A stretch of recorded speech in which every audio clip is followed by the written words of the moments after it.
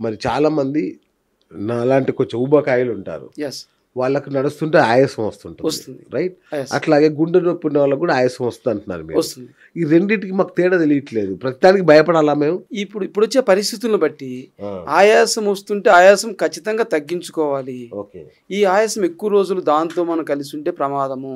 Okay. ఎక్కువ శాతం heart attack వచ్చే అవకాశం ఉంది. ఓ, ఆయాసం అనేది ఎట్టి పరిస్థితుల్లో కూడా రాకూడదు. మంచిది కాదు, ఆహ్వానించేది కానే కాదు. ఓకే ఇది ప్రమాదకరం. ఓకే. కొంతమందికి 4 మెట్లు ఎక్కితే ఆయాసం వస్తుంది, అవును. కొంతమందికి 1/2 కిలోమీటర్ పరిగెత్తితే వస్తుంది, కిలోమీటర్ పరిగెత్తితే వస్తుంది. అంటే 3-4 స్టేజెస్ ఉన్నాయి.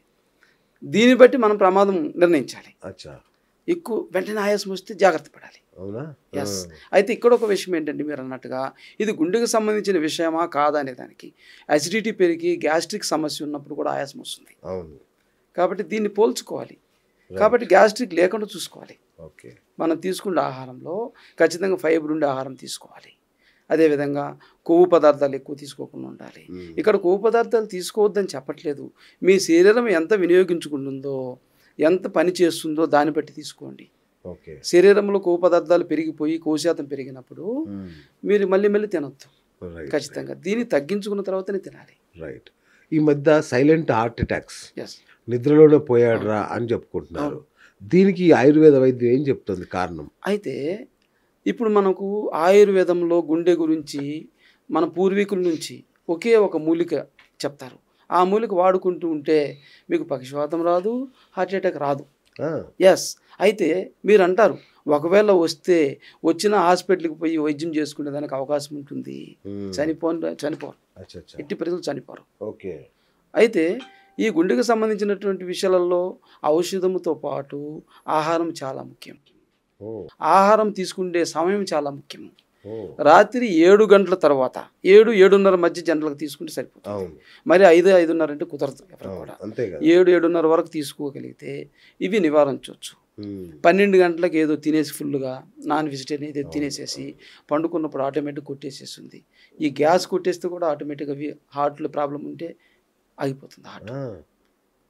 ఎప్పుడు కూడా నైట్ ఎక్కువ జరుగుతుంటాయి. ఈ ఉదయం పూట పగులు జరిగేది తక్కువ. దాంతోపాటు మీరు ఇంకొక క్వశ్చన్ అన్నారు, జిమ్లో ఎవరైతే ఎక్సర్సైజ్ చేస్తుంటారు కదా, చేస్తూ వెంటనే ఇదైపోతారు. దీనికి స్ట్రెస్ లెవెల్స్ ఎక్కువ ఉన్నప్పుడు ఎట్టి పరిస్థితుల్లో వ్యాయామం చేయకూడదు. రాత్రులు నిద్రంతా మేలుకొని పగులు వ్యాయామం చేయకూడదు. చేస్తే ప్రమాదమే. ఖచ్చితంగా స్ట్రెస్ లెవెల్స్ మీద డిపెండ్ అయి ఉంటుంది. మీరు మీ శరీరము పూర్తిగా విశ్రామం అయిన తర్వాతనే మీరు చేయాలి. మీరు ప్రయాణం చేసి వచ్చారు, ఒక 2-3 రోజులు నిద్ర లేదు, ఆహారం సరిగా తీసుకోలేదు, మీ మోషన్ సరిగా క్లియర్ లేదు, ఇలాంటప్పుడు మీరు బలమైనటువంటి ఎక్సర్సైజ్ చేస్తే అప్పుడు హార్ట్ అటాక్ వచ్చేదానికి అవకాశం ఎక్కువ ఉంది. అయితే ఇంతకుముందు లేదు కదా, ఇప్పుడే ఎందుకు వస్తున్నాయి అనేది మీకు వచ్చిన ఈ 3-4 సంవత్సరాలలో జరిగినటువంటి చాలా మార్పులు ఇవన్నీ జరిగాయి కదా. తీసుకున్న మెడికేషన్ కానీ తీసుకున్న అవి ఇవి అన్నీ కూడా దీనికి కారణమవుతున్నాయి. అది అందరికి పబ్లిక్ తెలుసు. అదే అంటున్నారు, నేను ఒకటి వేసుకున్నాను, ఇంకొకటి 2 వేసుకున్నాడు అని అంటాడు. ఒకటి కూడా వేసుకోవాలని కూడా ఉన్నాము. నేను ఒకటి కూడా వేసుకోలేదు, రాధామోహన స్వామికి వేయించలేదు. అయితే ఎవరినో మనము చెప్పేది కాదు. ఈ విషయంలో శరీరంలో రక్తం చిక్కబడిపోతూ ఈ మధ్యకాలంలో ఈ 3 సంవత్సరాలలో జరిగినటువంటి పరిణామాలు, ఈ సంఘటనల వల్ల శరీరంలో మార్పులు వచ్చేసి రక్తం చిక్కగా అయిపోతుంది. ప్రతి కారణానికి రక్తం చిక్కగానే, పక్షవాతం వచ్చినా, హార్ట్ అటాక్ వచ్చినా, కిడ్నీలు ఫెయిల్ అయిపోయినా, ఏ జరిగినా రక్తం చిక్కగా అయితేనే కారణం. కాబట్టి రక్తం చిక్కగా ఎందుకు అవుతుంది? మనం తీసుకునే ఆహారములలో ఎక్కువ కొవ్వు పదార్థాలు తీసుకోవడము, ఫైబర్ లేకుండా పోవడము, నీరు తక్కువగా తీసుకోవడము, నిద్ర లేకుండా ఉండడము,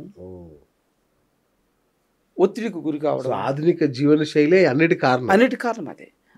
నేనేమంటానంటే ఇప్పుడు నేను డైలీ ఒక 30 నిమిషాలు వర్కౌట్ చేస్తాను ఖచ్చితంగా.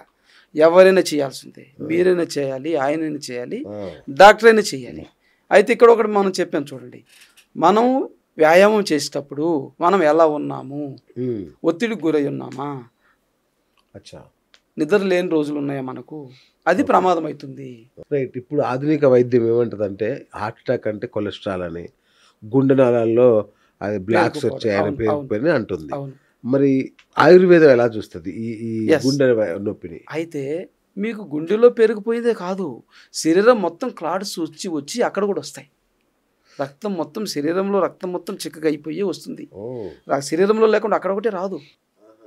కాబట్టి దీంట్లో మన ఆయుర్వేదంలో చాలా ఔషధాలు ఉన్నాయి. మొత్తం డీటాక్సిఫై చేసుకోవడం, రక్తం పలసగా అయ్యేదానికి అమృత రసాయనం ఒక మెడిసిన్ ఇస్తాము. మీకు 2 బాటిల్ వాడేసిస్తే మొత్తం పలసగా అయిపోతుంది. తర్వాత హార్ట్ అటాక్ ఎందుకు వస్తుంది? ప్రివెంటివ్గా ఇస్తాము, సమస్య వచ్చినప్పుడు ఇస్తాము.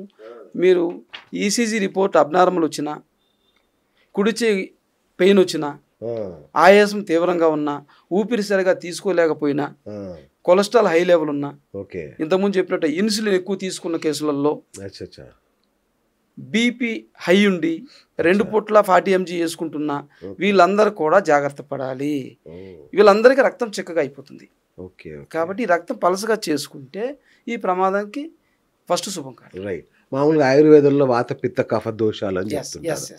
సో ఈ వాత పిత్త కఫాల్లో ఏది గుండె నొప్పికి కానీ హార్ట్ అటాక్ కానీ కారణం అవుతుంది? ఏది ఎక్కువ ఉంటే? అయితే మీరు అన్నారు పిత్త సమస్య, రక్తపిత్తం అంటే రక్తంలో వేడి పెరిగిది వచ్చేది. దీనికి సపోర్ట్ ఎవరు? వాతం. వాతం లేకుండా పిత్తం ఉండదు.